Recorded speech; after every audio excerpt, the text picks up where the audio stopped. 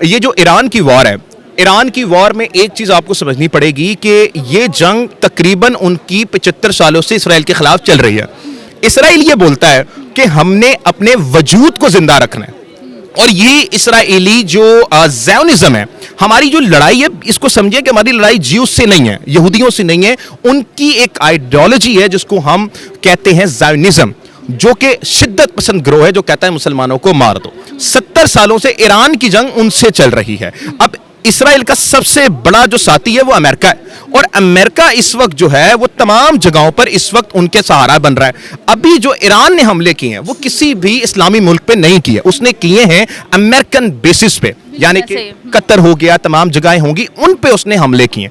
अब जो हमले किए गए हैं उस पे अमेरिकन बेसिस बनाई गई थी। यहां पर भी अब सवाल आता है, ये मेरा अब आपसे सवाल है, अगर आप बाशऊर हैं, ये बताइए कि वो कौन सा पाकिस्तानी रहनुमा था जिसने पाकिस्तान में अमरीकी अड्डों की खिलाफ वर्जी की और एब्सोल्युटली नॉट बोला? नाम ले लें उसका। डेफिनेटली इमरान खान। तो यही चीज हम समझा रहे हैं इस वक्त कि ये जो सारा निजाम इस वक्त वैक्यूम बना हुआ है वो किस जगह पर आके रुका है, इस चीज को समझें। सबसे पहले जो आइडियोलॉजी ज़ायोनिज़्म की थी उसने इसको फरोग दिया और इसका एक वैक्यूम बना के ईरान पे पहले हमला किया। इस चीज़ों को कंट्रोल करने के लिए किसी ना किसी तरह से इस कुशीदगी को ख़त्म करने के लिए आप क्या समझते हैं कि पाकिस्तान के कौन से ऐसे टॉप नॉच लीडर्स हैं जो अपना किरदार बड़ा अच्छा अदा कर सकते हैं? कोई भी नहीं है सिवाय इमरान खान के। सिंपल और बड़ा इजी सवाल है, इसमें तो कोई ऐसा बंदा नहीं। हमारी मिलिट्री आर्मी नो बिल्कुल भी नहीं।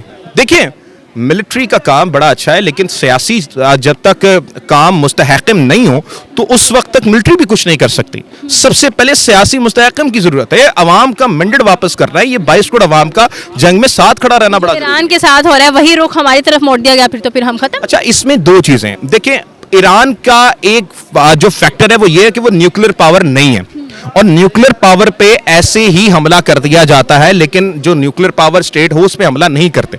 न्यूक्लियर पावर स्टेट से इंडिया से हमारी जो जंग चलती है उस पे हमारे डायलॉग्स चलते हैं कि भाई इस पे हमारी एक जंग थी, पहले ड्रोन्स की हुई, फिर उसके बाद ये कशीदगी बॉर्डर्स पे गई, वो बॉर्डर्स पे फायर खुले, न्यूक्लियर तक की बात नहीं आई, डायलॉग से बात निपटी।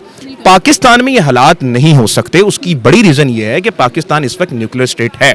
द रीजन इज दैट कि पाकिस्तान की जो इस वक्त एक शख्स था जिसने हम पे एहसान किया वो था अब्दुल कदीर खान, जिसने 17 अपने साइंटिस्ट के साथ मिलकर हमारी कौम पर एहसान किया, और आज जो है वो आदमी जो है इस वक्त इस दुनिया से जा चुका है और उसका नाम कोई नहीं लेता। जब वो इस दुनिया से गया उसके घर पे पाबंदी थी घर से निकलने के लिए। उस वक्त के वजीर आजम, उस वक्त के आर्मी चीफ जनरल मुशर्रफ ने हमें यह समझना चाहिए कि हमारे पाकिस्तान का 90% मसला जो है वो सिर्फ और सिर्फ यहां पर आके रुक जाता है कि हमारी इस वक्त पॉलिटिकल स्टेबिलिटी है या नहीं है। ये सवाल में सारे आपको जवाब मिल जाएंगे जी।